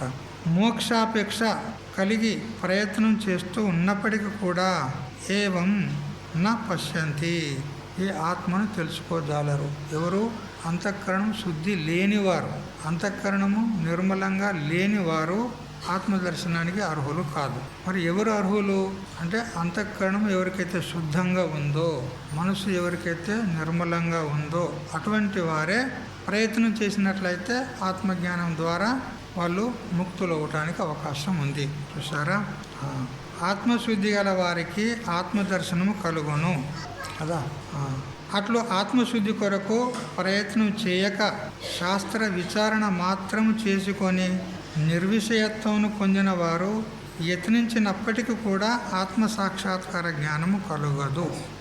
అంతఃకరణాన్ని శుద్ధి పొందకుండా, మనసును నిర్మలం చేసుకోకుండా శాస్త్ర విచారణ చేసినప్పటికీ అతనికి ఆత్మజ్ఞానం కలగదు. విచారణ చేస్తూ ఉన్నాడు, గురువులను కూడా ఆశ్రయించాడు, గురువులు కూడా యోగ్యులు ఉన్నారు, శ్రోత్రియుడు బ్రహ్మనిష్ఠుడు ఉన్నాడు గురువు, మరి చక్కటి వేదాంత శాస్త్రం కూడా ప్రాప్తమయ్యింది. కానీ అంతఃకరణ శుద్ధి లేకపోతే ఎంత ప్రయత్నం చేసినా ఆత్మజ్ఞానం కలగదు. లేక వేషములు పేర్లు మార్చుకొని సంచరించు వారును, వేదాంతం మాత్రము చదివి ఇంద్రియ నిగ్రహం లేని వారును బ్రహ్మమును తెలుసుకొనజాలరు. చూడు, లోకంలో కూడా ఇప్పుడైతే మనమైతే ప్రపంచంలో ఉన్నాం. ప్రపంచంలో ఉన్నప్పుడు అనేక మందితో మనకు సంపర్కం ఏర్పడుతుంది. కొంతమంది వేషాలు వేసుకొని మీ ఎదురు వస్తారు, మేము గురువులో ఉన్నాము, మేము మహాజ్ఞానులో ఉన్నాము అని చెప్పుకునేవారు కూడా ఉంటారు. కానీ వేషాన్ని చూసి మాత్రం మోసపోకండి అని చెప్తున్నాడు ఇక్కడ మలయాళ స్వాముల వారు. వేదాంత వాక్యాలు కూడా చెప్తారు, భలే వేదాంతం చెప్తారు, కానీ లోన విషయ వాసన మాత్రం పోలేదు, ఇంద్రియ నిగ్రహం అనేది లేదు. అభక్ష భక్షణము, అపీయపానము అంటే తినరంది తింటారు, తాగరంది తాగుతారు, మరి వేదాంతం చెప్తారు. అటువంటి వాళ్ళ పట్ల మీరు జాగ్రత్తగా ఉండాలి. వంచన మాటలు చెప్పి మోసం చేసేవాళ్ళు, డబ్బులు లాగేవాళ్ళు, ఉపదేశం ఇస్తాము, అది చేస్తాము, ఇది చేస్తాము అని చెప్పేవాళ్ళు కూడా ఉంటారు. మరి మీరు కొంచెం జాగ్రత్తగా ఉండాలి. ఉదర నిమిత్తం బహుకృత వేష అని శంకరాచార్యులు చెప్పిన ప్రకారంగా వాళ్ళు పొట్ట కోసం ఎన్నో వేషాలు వేస్తూ ఉంటారు, మందిని మోసం చేస్తూ ఉంటారు. కానీ మనం కూడా జాగ్రత్తగా ఉండాలి. అతడు శ్రోత్రియుడు, బ్రహ్మనిష్ఠుడు, మరి దయామయుడు, ఇంద్రియ నిగ్రహము, మనో నిగ్రహము కలిగి ఉన్నాడా లేదా, దైవీ సంపత్తితో కూడుకొని ఉన్నాడా లేదా అని మనం బాగా గమనించాలి, పరీక్షించుకోవాలి. పరీక్షించుకున్న తర్వాతనే అతన్ని ఒకవేళ మనకు నచ్చితే గురువుగా భావించవచ్చు. లేకపోతే మాత్రం తొందరపడి మోసపోరాదు. జాగ్రత్త, మీరందరికీ చెప్తున్నాము కదా. మీరు కుమ్మరి వాని దగ్గరికి వెళ్ళి కుండలు తీసుకుంటారు, వాడు ఇచ్చిందల్లా తీసుకొచ్చుకుంటారా? దాన్ని మీరు ఏమైనా చూస్తారా? వాడు ఇచ్చిందే తెచ్చుకుంటారా? అటువంటి వాళ్ళేనా మీరంతా? చేతిలో పట్టుకొని టకా టకా కొట్టి చూస్తాము, అంతేనా లేదా? వాడు ఇచ్చిందే పట్టుకొస్తారా? తీసుకొచ్చుకుంటారా? చేతిలో ఇలా పట్టుకొని ఇట్లా కొట్టి చూస్తాం దాన్ని. అప్పుడు ఏ విధంగా సప్పుడు వస్తే అది మంచిది, ఏ విధంగా సప్పుడు వస్తే మంచిది కాదు మీరు చెప్పాలి. ఖన్ ఖన్ అని సప్పుడు వస్తే అది మంచిది, కుండ చాలా బాగుంది. లేకపోతే బొక్ బొక్ బొక్ అని సప్పుడు వచ్చింది అనుకో, అది ఎక్కడో చీరింది, పర్యబట్టింది, దాన్ని పక్కకు పెడతారు కదా. ఒక కుండను మనం ఖరీదు చేయడానికి పరీక్ష చేస్తున్నారా లేదా? అట్లా గురువుని చేసుకోవడానికి పరీక్ష చేస్తారా లేదా? మీరు గురువును పరీక్షించుకుంటారా లేదా కదా? ఇప్పుడు చీరలు ఖరీదు చేయడానికి వెళ్తారు, షాప్కి వెళ్తారు, అలా చూస్తారండి. మనకు నచ్చిన చీరే ఒకటి సెలెక్ట్ చేస్తారు. సెలెక్ట్ అయిన తర్వాత కూడా దాన్ని అంతా విప్పి చూస్తారు. షాప్ పడుతుంది అక్కడక్కడ, కొన్ని పోగులు లేకుండా ఉంటుంది కదా, కొన్ని పోగులు ఉండే నడమ అది కూడా చూస్తారు. బాగా చూస్తారా లేదా? అట్లే తెచ్చుకుంటారు. ఏమి కొన్ని పోగులు ఉండవు మధ్య మధ్యన, ఆ నేత నేసేటప్పుడు తెగిపోతాయి, అక్కడ షాప్ పడ్డది అంటారు అక్కడ కదా. అటువంటి వాటిని చూసి అవి లేకుండా ఉన్నాయి చూసి ఖరీదు చేస్తారు. ప్రతి వస్తువును కూడా మీరు పరీక్షించి తీసుకుంటారు. కూరగాయల మార్కెట్కి వెళ్తారు, వాడు ఏది జోకిస్తే అది తెచ్చుకుంటారా? వేరుకుంటారా? మీరు మంచి మంచి వంకాయలు, బెండకాయలు మంచి మంచి చూసి అన్నీ వేరుకొని వేరే బుట్టలు వేసుకొని ఇవి నాకు తూచి ఇవ్వండి అని ఇస్తాం. అంటే పరీక్షించుకుంటున్నారా లేదా? మీరు మంచి చెడ్డ పరీక్షించుకుంటున్నారా లేదా? అట్లే గురువును కూడా పరీక్షించుకోవాలి. ఏ విధంగా అంటే కుండను ఏ విధంగా కొట్టినామో అట్లా గురువును కూడా కొట్టి చూడాలి కదా. గురువును కూడా 2 పెట్లు పెట్టి చూడాలి. కొట్టినా కానీ ఏమనకపోతే ఈయన గురువు అంతేనా కదా. అట్లే జరిగింది ఒక చోట. ఇది జరిగిన ఘటన. శ్రీ విచార సాగరం అనేటువంటి ఒక మహత్తరమైనటువంటి వేదాంత గ్రంథాన్ని రాసినటువంటి వాడు శ్రీ సాధు నిశ్చల్దాస్ స్వామీజీ, మహామేధావి కదా. అయితే ఆయన పేరు ఒక పోలీస్ ఇన్స్పెక్టర్ విన్నాడు. ఆ ఇన్స్పెక్టర్ పని చేసినా కానీ ఆయన కొంచెం అధ్యాత్మ సంస్కారం ఉంది కాబట్టి ఆత్మజ్ఞానాన్ని పొందాలి అనేటువంటి జిజ్ఞాస కలిగింది అతనికి. మరి ఆత్మజ్ఞానాన్ని ఎవరు బోధిస్తారు అని శోధన చేశాడు. అక్కడక్కడ అనేక ఊర్లలో, అనేక దేశాల్లో శోధన చేశాడు. తెలిసిన వారిని తెలుసుకున్నాడు, ఎవరైనా మంచి గురువులు ఉన్నారా అని అలా ఇలా బాగా విచారం చేశాడు. చేయగా ఈ సాధు నిశ్చల్దాస్ స్వామీజీ వారి యొక్క జాడ దొరికింది. ఇతడు చాలా బ్రహ్మనిష్ఠుడు ఉన్నాడు, శ్రోత్రుడు ఉన్నాడు, మంచి పండితుడు, ఆత్మజ్ఞాని, అనుభవజ్ఞుడు అని తెలుసుకున్నాడు. తెలుసుకొని ఇక అతన్ని కలుసుకోవడానికి వస్తున్నాడు. పూర్వకాలంలో గుర్రాలు ఉండేది కదా. ఆ గుర్రాల మీద ఒక గుర్రం తీసుకున్నాడు. దాని మీద ఎక్కి టక్ టక్ టక్ టక్ అని ఆ సాధు నిశ్చల్దాస్ స్వామి ఉన్నటువంటి ఆ వీధిలోకి వచ్చాడు. అయితే ఎవరినో అడిగినాడు, ఆ సాధు నిశ్చల్దాస్ స్వామీజీ ఎక్కడ ఉంటాడు అని అడిగితే, ఇలా వెళ్ళండి, వెళితే వారి యొక్క ఇల్లు ఉంటుంది, ఒక కుటీరం ఉంటుంది, ఇదే వీధిలో, ఇంకో ముందుకు వెళ్ళి మరి ఎవరినైనా తెలుసుకోండి అన్నాడు. అతడు ఇంకా ముందుకు వెళ్ళాక కొంత దూరం పోయిన తర్వాత ఒక చోట ఒక పెద్ద మనిషి ఆ మురికి కాలువలు ఉంటాయి కదా వీధులలో, వీధి మురికి కాలువలు, ఆ మురికి కాలువల్లో ఉన్నటువంటి ఆ చెత్త చెదారము మన్ను వగేరా ఉంటుంది కదా, బురద వగేరా, అదంతా ఒక ముసలి ఆయన తీసి పక్కకేస్తూ ఉన్నాడు. ఆ మురికి కాలువను శుభ్రం చేస్తూ ఉన్నాడు, తీసి వేస్తున్నాడు. అయితే అక్కడికి వెళ్ళి ఆగినాడు ఈ ఇన్స్పెక్టర్. ఆగి, ఏ పెద్ద మనిషి, సాధు నిశ్చల్దాస్ స్వామీజీ ఎక్కడ ఉంటాడు అని అడిగితే ఆయన మాట్లాడకుండా అదే పనిగా చేస్తూ ఉన్నాడు. అప్పుడు ఇతనికి కోపం వచ్చింది. నేను అడిగితే కూడా నాకు సమాధానం చెప్పాడు. ఎందుకంటే ఇన్స్పెక్టర్ ఉన్నాడు అతడు కదా, పెద్ద ఒక పదవిలో ఉన్నటువంటి వాడు కాబట్టి. అతని చేతిలో హంటర్ ఉండే, ఆ గుర్రాన్ని కొట్టే హంటర్ కదా. ఆ ముసలాయనను 2-3 పెట్లు పెట్టినాడు, టకా టకా కొట్టేశాడు. కొట్టినా కానీ ఆ ముసలాయన మాట్లాడలే చూడు. అప్పుడు ఆ ముసలాయన అక్కడ వదిలిపెట్టి మళ్ళీ ముందుకు వెళ్ళిపోయాడు. ముందుకు అంత దూరం పోయిన తర్వాత అక్కడ ఎవరో కలిశారు. అయ్యా, సాధు నిశ్చల్దాస్ స్వామీజీ వారు ఎక్కడ ఉంటారు అని అంటే అతడు వెనక్కి చూపెట్టాడు. మళ్ళీ నువ్వు అక్కడి నుంచే వచ్చావు కదా, అక్కడ ఆ ముసలాయనే ఆయన అక్కడ ఆ గటార ఆ మురిక్కాల సఫాయి చేస్తున్నాడు కదా, ఆయనే అన్నాడు. అప్పుడు ఆయన ప్రాణాలు ఎగిరిపోయినాయి.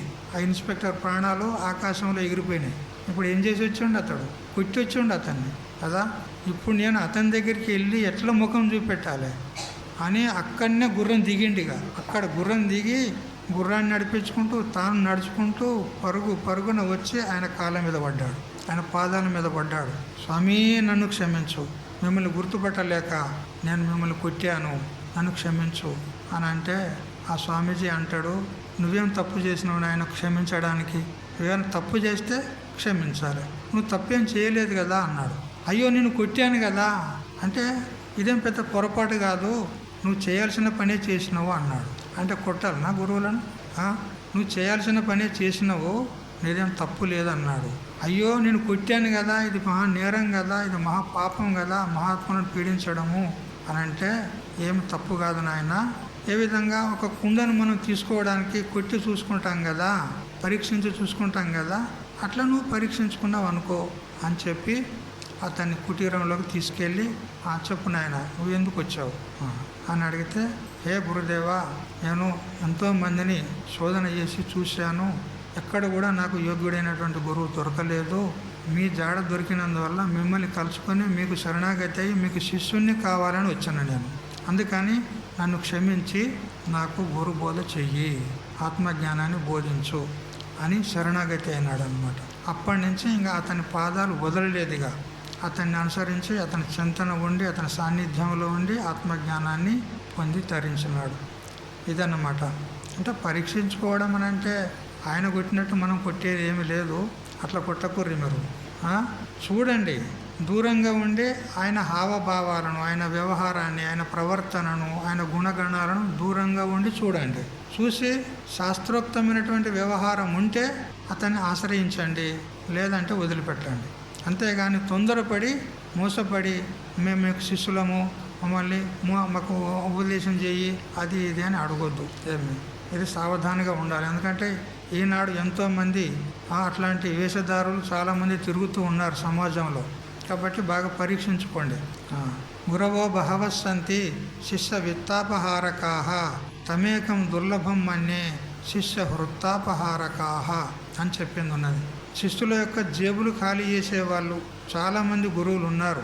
వీధి వీధిలో ఉన్నారు, గల్లి గల్లికి ఉన్నారు, ఊరు ఊరికి ఉన్నారు.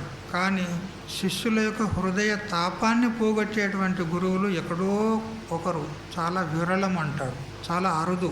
అటువంటి గురువులను మనం వెతికి పట్టుకోవాలి, తెలుసుకోవాలి. ఆచూకీ తెలుసుకొని వారిని దూరంగా ఉండి పరీక్షించుకోవాలి. లేదా వారి సాన్నిధ్యంలో ఉన్నటువంటి వారిని మనము తెలుసుకోవాలి. అతని సాన్నిధ్యంలో ఉండేవారు ఉంటారు కదా, కొంతమంది శిష్యులు, భక్తులు వగైరా ఉంటారు. వాళ్ళ ద్వారా మనం తెలుసుకోవాలి అతడు ఎలా ఉంటాడు, ఎలా ప్రవర్తిస్తాడు, ఆయన గుణగణాలు ఏమిటి, ఆయన అలవాట్లు ఏమిటి అన్నీ తెలుసుకున్న తర్వాత శాస్త్రోక్త ప్రకారమైనటువంటి ప్రవర్తన ఉంటే అతన్ని మనం ఆశ్రయించవచ్చు. ఈ విధంగా గురువులను ఆశ్రయించాలి అని చెప్పింది ఉన్నది. అయితే గురువులు ఎంతోమంది ఉంటారు, గురువుల లాగానే ఉంటారు, కానీ గురువులు కాదు. అది సమయం, ప్రసంగం వచ్చినప్పుడు తెలుస్తుంది. ఇక్కడ మలయాళ స్వాముల వారు చెప్తారు, హంస శుక్లోబక శుక్ల ఓ భేదోబక హంసయో నీరక్షీర విభాగేతు హంసో హంస బకోబక. హంస పక్షి మరియు కొంగ రెండు తెల్లగానే ఉంటాయి, చూడడానికి ఒకే మాదిరిగా కనపడతాయి. కానీ అందులో ఏది హంస ఏది కొంగ అది తెలియాలంటే నీళ్లు కలిపినటువంటి పాలను ముందు పెట్టాలి. నీళ్లు కలిపిన పాలను ముందు పెడితే హంసపక్షి అయితే ఆ నీటిని వదిలేసి కేవలం పాలను మాత్రం గ్రహిస్తుంది. కొంగ అయితే పాలను నీటిని అన్నిటిని తాగుతుంది. అప్పుడు తెలుస్తుంది అన్నమాట. వేరు చేస్తే అది హంస లేకపోతే కొంగ అని తెలుసుకోవాలి. అట్లా ప్రసంగాన్ని బట్టి మనకు తెలుస్తుంది అతడు శ్రోత్రియుడా, బ్రహ్మనిష్ఠుడా కాదా, మంచి సదాచార సంపన్నుడే అన్నా, శాస్త్రజ్ఞుడే అన్నా, దయామయుడే అన్నా, దైవీ సంపత్తి కలవాడే అన్నా అని మనము కొంచెము పరీక్షించుకుంటే తెలుస్తుంది. మలయాళ స్వాముల వారి యొక్క జీవిత చరిత్రలో ఒక ఘటన జరిగింది. ఇట్లే ఒక గురువు వచ్చాడు వాళ్ళ ఊరికి. ఆ ఊరు ప్రజలందరూ కూడా అతనికి ఎంతో గౌరవించి సత్కారపూర్వకంగా ఆదరించి అతనికి ఒక చిన్న కుటీరం వేసి, గురువుగారు మరి ఇక్కడ ఉండండి, మాకందరికీ ఆత్మజ్ఞానాన్ని బోధించండి, మాకు ఉపదేశం ఇవ్వండి అని చెప్పి అతని కుటీరం వేసి అన్ని సదుపాయాలు ఏర్పాటు చేశారు. చక్కటి భోజన వ్యవహారాలు ఇంకా ఏమేమి కావాలో అన్ని సదుపాయాలు చేస్తూ ఉన్నారు. అయితే ఆ గురువు గారు ప్రతిరోజు 108 మందికి గంగా జలాన్ని ఇస్తాడు తీర్థ రూపంలో. 108 మందికి ప్రతిరోజు, ఎక్కువ మందికి కాదు, 108 మందికి గంగా తీర్థం ఇస్తాడు. ఇక ఇది తెలిసినటువంటి భక్తులందరూ కూడా రోజు వస్తూ ఉన్నారు. ఒక పంక్తిలో లైన్లో నిలబడి ఒక్కొక్కరుగా ఆ గంగా జలం తీర్థాన్ని తీసుకుంటున్నారు. ఇక వారికి తోచినటువంటి ఏదో దక్షిణ తాంబూలాలు ఇస్తున్నారు, సమర్పించుకుంటున్నారు. ఇక మా జన్మ ధన్యమైంది అని భావించుకొని పోతూ ఉన్నారు. అయితే ఆ గంగా జలం ఎట్లా ఇస్తాడా అంటే తన రుద్రాక్షమాల ఉంటుంది కదా, ఈ రుద్రాక్షమాలను ఇట్లా పిండుతాడు. ఇట్లా పిండితే ఆ చేయి పట్టుకుంటాడు కదా ఆ భక్తుడు, ఆ చేతులు ఇట్లా పిండితే ఒక చుక్క 2 చుక్కలు ఆ జలం పడుతుంది. ఆ జలమే గంగా జలం. అది తీర్థంగా పుచ్చుకొని వాళ్ళు ధన్యులమని భావించుకొని వెళ్ళిపోతూ ఉంటారు. అయితే ఈ విషయము మలయాళ స్వామి చిన్నగా ఉన్నాడు. మామూలుగా అప్పటికి ఒక 10-12 ఏళ్ల వయస్సులో ఉంటాడు మలయాళ స్వాముల వారు. అతడు చూశాడు, ప్రతిరోజు కూడా తీర్థం ఇస్తున్నాడు, వాళ్ళు తీసుకొని పోతూ ఉన్నారు. ఇక అతనికి దక్షిణలు, తాంబూలాలు, కానుకలు, కట్నాలు వచ్చేదే వస్తూ ఉన్నాయి. ఇదంతా చూసి మలయాళ స్వామి వారికి డౌట్ వచ్చింది. ఏమిటి, రుద్రాక్షమాల అయితే గట్టిగా ఉంటుంది, ఇది పిండితే నీళ్ళు వెళ్తాయా? ఇప్పుడు మా దగ్గర రుద్రాక్షమాల ఉంది, ఇది పిండితే నీళ్ళు వస్తాయా? రావే. మరి ఆ రుద్రాక్షమాలలో నీళ్ళు వస్తున్నాయా అంటే అందులో ఏదో గూడు పుటాని ఉన్నది అని గమనించాడు. గమనించి మరి ఇప్పుడు ఆ రహస్యం ఎలా బయటపడాలి అని చెప్పి అతనికి శిష్యుడిగా చేరినాడు మలయాళ స్వామి. స్వామీజీ మీ సేవ చేసుకుంటా, నా జన్మ ధన్యం చేసుకుంటా, నన్ను నీ సేవకుడుగా స్వీకరించు అని అతనికి శరణాగతి అన్నాడు. శరణాగతి అయిన తర్వాత సరే ఉండు అన్నాడు. ఆ గురువు దగ్గర ఉంటున్నాడు.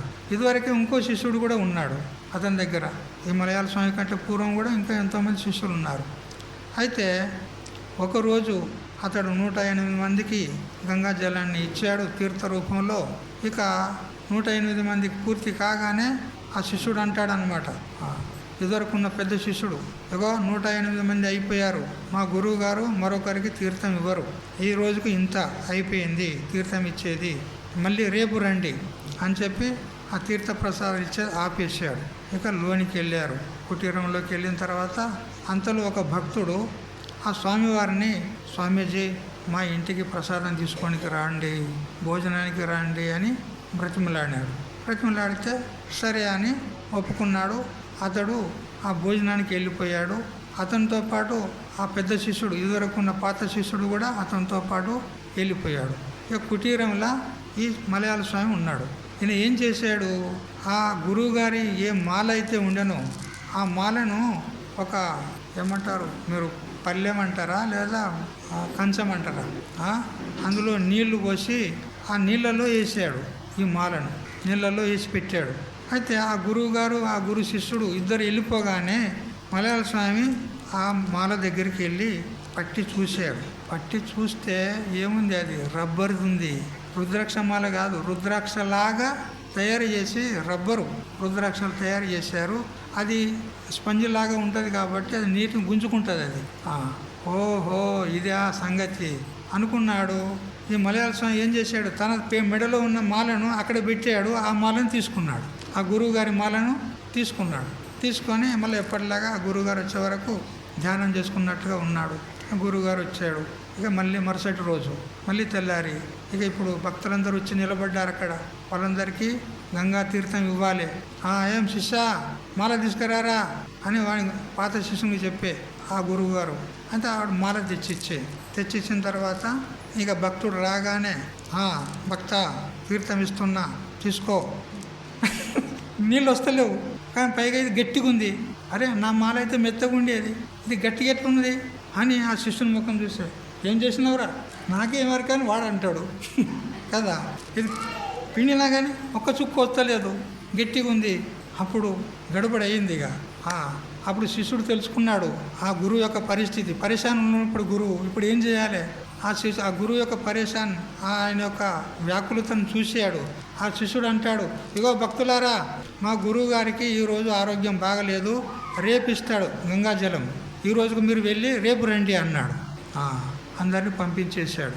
పంపించిన తర్వాత అప్పుడు మలయాళ స్వామి ఆ కుటీరంలో ఉండి అతని అసలు మాలను చేతిలో పట్టుకొని ఆయనకు ఎదురుగా నిలబడ్డాడు. స్వామీజీ మీ మాల నా దగ్గర ఉంది అన్నాడు. మీ మాల నా దగ్గర ఉంది అన్నాడు. నీ దగ్గరికి ఎలా వచ్చింది అంటే జరిగిన సంగతి అంతా చెప్పాడు. మీరు భోజనానికి పోయినప్పుడు మిమ్మల్ని పరీక్షించడానికే నేను వచ్చాను, మీ సంగతి తెలిసిపోయింది, ఇప్పుడు ఏమంటారు, మరి గ్రామ పెద్దల్ని పిలువమంటారా చెప్పండి అని అంటే అందరు వచ్చి గురువు గారి కాళ్ళు పట్టుకుంటే ఇప్పుడు మలయాళ స్వామి కాళ్ళు గురువు పట్టుకున్నాడు. మలయాళ స్వామి కాళ్ళు గురువు అయ్యా ఇది ఎవరికి చెప్పకు, దయచేసి ఎవరికి చెప్పకు, నువ్వు చెప్తే అంటే అందరు నన్ను ఈపు సున్నం పెడతారు ఇక కదా. అంటే తెలుసా ఈపు సున్నం పెడతారంటే మనిషికి ఒక దెబ్బేసినా కానీ చచ్చిపోతాడు. అందుకని ఎవరికి చెప్పకు అని అంటే, చూడు జరిగిన పని జరిగింది, కానీ ఇక ముందు ఏ గ్రామంలోకి వెళ్ళినా కానీ ఇట్లాంటి దొంగ విషయాలు వేయొద్దు, చక్కగా చదువుకొని వెళ్ళండి, ఇక్కడి నుంచి బయలుదేరండి అని చెప్పి ఖాళీ చేపించాడు. అది గురువుల సంగతి అట్లా ఉంటుంది. కొంతమంది ఉంటారు గురువులు వేషాలు వేసుకొని వస్తారు, గురువులమంటారు, ఉపదేశం ఇస్తా అంటారు, ఏమేమో చేస్తారు. అట్లాంటివి మీరు చూసి మోసపోకండి అని సావధానం చేయడానికి ఈ దృష్టాంతం చెప్పడం జరిగింది. ఇంతటితో మన సమయం కూడా పూర్తి అయిపోయింది. ఇక తర్వాత 12వ శ్లోకం నుంచి సాయంత్రం నుంచి తెలుసుకుందాం. హరి ఓం తత్సత్. ఓం సహనావతు సహనౌ భునక్తు సహ వీర్యం కరవావహై తేజస్వినావధీతమస్తు మా విద్విషావహై. ఓం శాంతి శాంతి శాంతి.